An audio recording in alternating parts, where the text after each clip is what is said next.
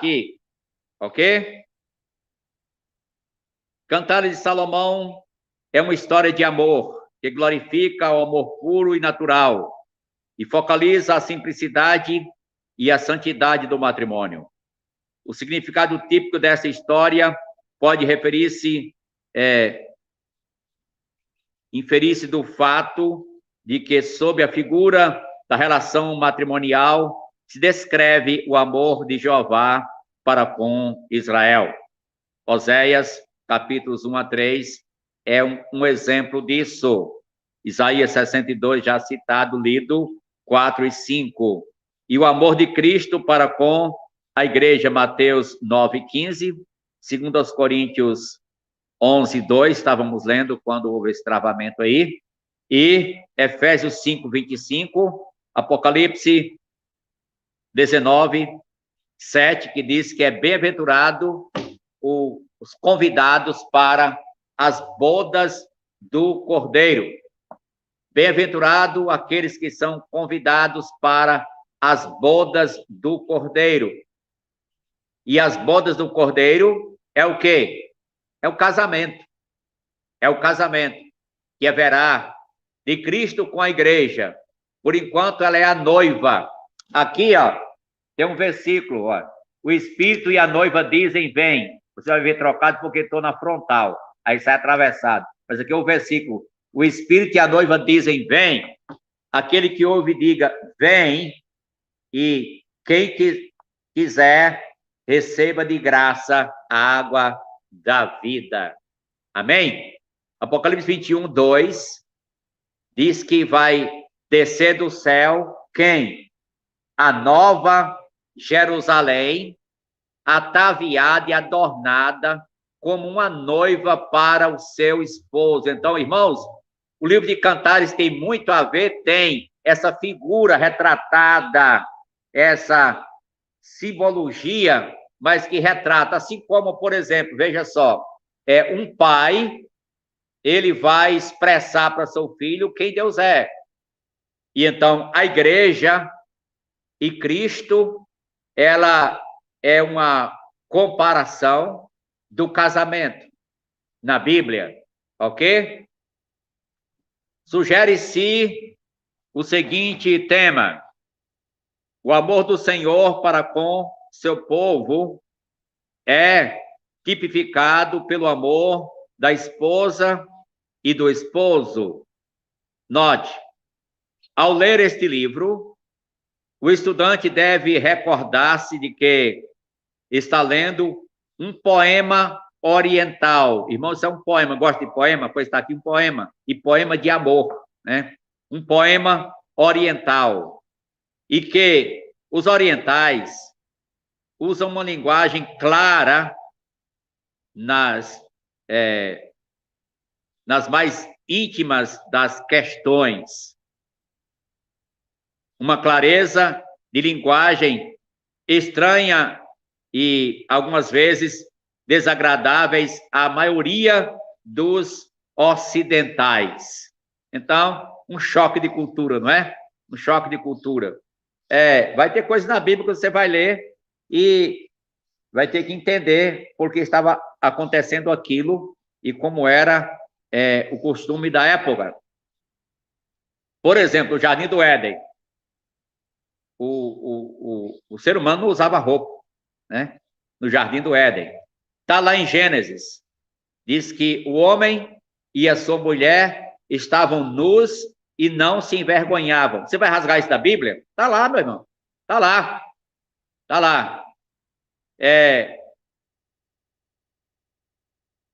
Por mais delicada e íntima que seja a linguagem em muitas partes do livro, deve notar-se que não há nada que ofenderia ao mais modesto oriental. Era muito comum, muito simples e era muito direto. A questão cultural, isso muda até diante do nosso país, até dentro do nosso país. Por exemplo, eu tive uma boa parte dos meus anos em Minas Gerais. No estado de Minas Gerais, uma mamãe, chegar com uma criança e amamentar perante todo mundo é altamente normal. A mamãe chega, tira o seio e coloca a criança para mamar. Ninguém ignora. É altamente normal. Aqui já é diferente, não é? Em nossa cultura já é diferente. Mas lá ninguém questiona. Há aquela naturalidade. Porque é questão cultural. Estamos bem distantes do Oriente e o costume oriental pode chocar um pouco conosco, mas essa era a realidade do tempo em que Cantares de Salomão foi escrito, em que a Bíblia foi escrita também, ok? A citação aqui de um PhD, em primeiro lugar, era indubitavelmente um canto de amor terrestre. Verdade, isso aí persiste. Mas muito puro e muito lindo. Pessoas que encontrariam indecência no céu, se por acaso chegassem lá. Mas as ocultariam em suas almas corrompidas. Já pensou, né? Para aqueles que vivem vidas simples, esses cânticos são cheios de formosura e expressam linguagem de amor humano. Finalmente, nas experiências espirituais expressam a relação daqueles que têm sido ganhos por Deus em Cristo e que quem amam conhecem. Quem ama conhece. Salomão, falando aqui sobre a autoria agora. Cântico dos Cânticos de Salomão. E isso é dito em outros lugares também do próprio livro. De todos os livros do Antigo Testamento, Cantares de Salomão é provavelmente o mais difícil de interpretar e analisar. Neste estudo, limitar-nos-emos a um breve esboço da história contida no Cântico dos Diálogos entre Salomão e a sua noiva. Presta atenção, você vai descobrir muita coisa aqui. A história em que está entrelaçado este idílio parecer ser esta, o rei Salomão, veja só, aqui o romance. O rei Salomão visita a sua vinha no Monte do Líbano. Vamos lá. Chega de improviso, onde está uma formosa donzela sulamita. Ela foge, mas ele vai visitá-la. Como? Disfarçado de um pastor e persuade a casar-se com ela. Você vê que vai aparecer um pastor na cena. Alguém vai colocar como sendo outra pessoa. Não, foi Salomão que disfarçou-se de pastor para poder ir atrás dela. Logo vem recebê-la como rainha. Encaminham-se para o palácio real. Aqui começa o poema e relata a história de amor. A primeira parte, a noiva no Jardim de Salomão, capítulo 1, versos 2 a 7. A noiva pede um penhor de amor e elogia o noivo, capítulo 1, versos de 1 a 4. Ela roga às filhas de Jerusalém que não desprezem a sua humilde origem. Ela é uma camponesa.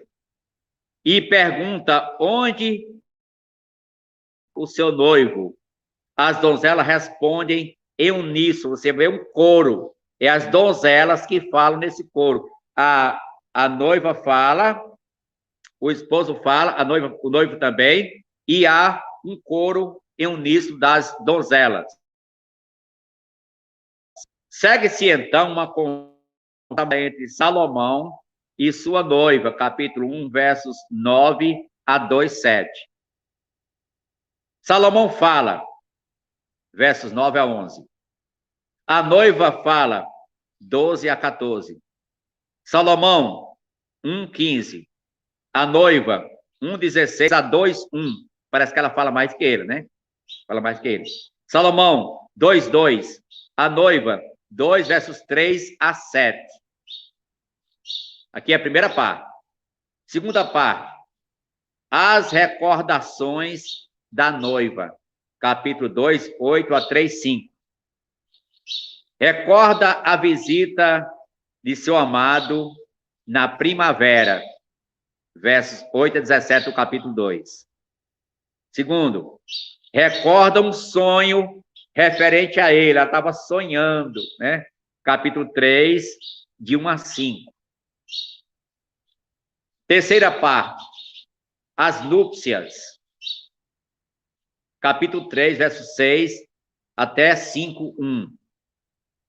Os habitantes de Jerusalém descrevem a chegada do rei e da noiva. Capítulo 3, 6 a 11. Era uma festa a rigor, gente. 2. Depois segue-se uma conversa. Salomão, capítulo 4, 1 a 5. A noiva, capítulo 4, verso 6. Salomão, 4, 7 a 16. E a esposa, capítulo 4, verso 16. Salomão, 5, 1. Note que agora já a esposa.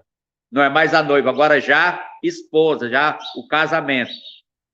No palácio, capítulo 5 até o capítulo 8. É escrevendo a realidade no palácio.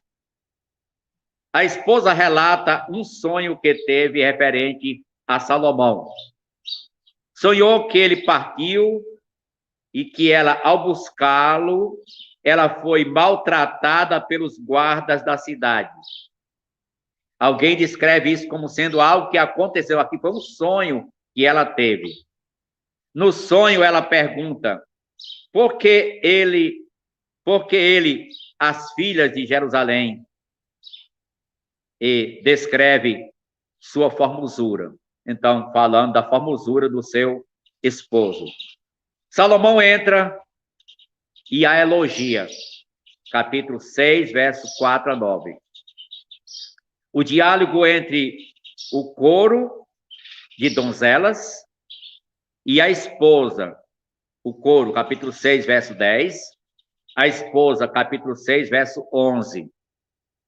É música, é poema, é poesia, é poema de amor. O coro e esposa alternadamente, capítulo 6, verso 13.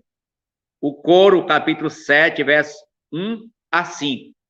Quer entender o livro sem ler, então? Tem que ler o livro, né? Em quarto caso, Salomão entra e elogia a esposa, capítulo 7, versos 6 a 9. Quinto caso, a esposa convida o seu amado a visitar o seu lar. Então, ela quer que conheça a sua família, não é? Sua família.